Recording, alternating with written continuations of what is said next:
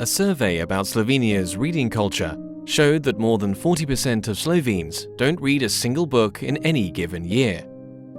Instead of books, people more often consume short, easy-to-follow digital content on social media.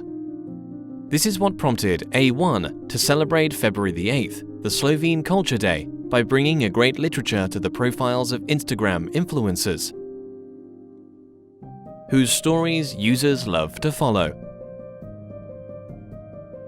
Introducing Insta literary stories, Between the Lines. Short stories that brought great Slovenian literature to the posts of 11 famous Instagram influencers. These influencers presented the literature as their own personal story in a series of 5 posts. Their followers loved it and patiently waited every day to see how the story would continue.